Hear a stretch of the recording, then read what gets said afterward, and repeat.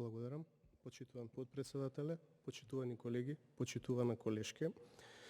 Околу правната рамка и правната издржаност јас нема да дебатирам затоа што не сум правник и ќе оставам тоа да го дебатираат оние кои што се експерти во полето на правото.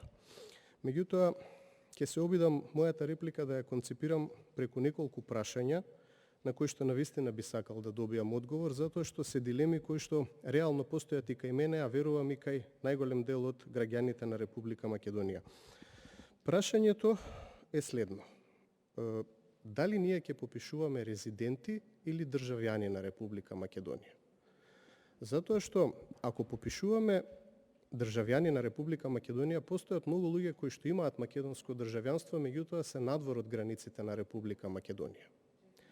Што ќе се случува со оние граѓани кои што имаат двојно државјанство и се во државите кои што дозволуваат двојно државјанство?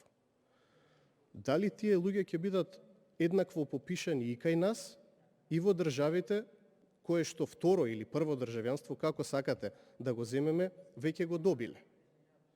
Трето, ако попишуваме државјани, односно луѓе кои што поседуваат македонско државјанство, ние ќе добиеме нереална бројка.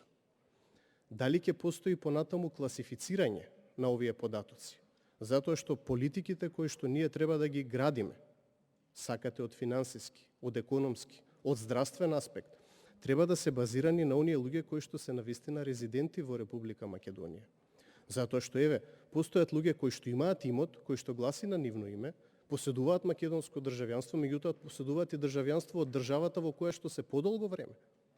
Сакате тоа да го наречеме привремена работа, како сакате да го наречеме. На крајот на денот што е целта?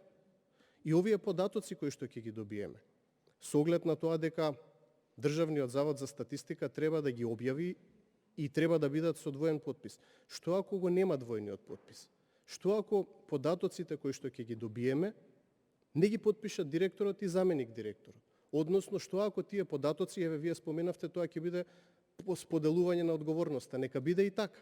Но што ако еден од нив не сака да ја сподели одговорност, односно не ги подпише оние податоци кои што ќе ги добиеме? Ова се сериозни дилеми кои што навистина треба да ги разјасниме. На страна политички конотации, ова е конкретно и коректно. Мислам дека е убаво како дилема да го расчистиме, затоа што оние податоци кои што ќе ги добиеме, ќе имаме можност да ги ревидираме дури на следниот попис. А тој следен попис ќе биде можеби за 10 години, ако добро разбрав. Инаку да, дефинитивно ни е потребен попис, затоа што ако не се лажам, само ние и Сомалија немавме направено долги години попис, и од оние податоци и информации кои што ги имам, Сомалија веќе ја завршила оваа статистичка операција, така да сме останати можеби единствена држава која што околу 2 децении не направила попис на населението и домаќинствата. Благодарам. Благодарам на разбирањето. Благодарам. Контрареплика, пратеничката Снежана Калевска, Ванче, ако велите.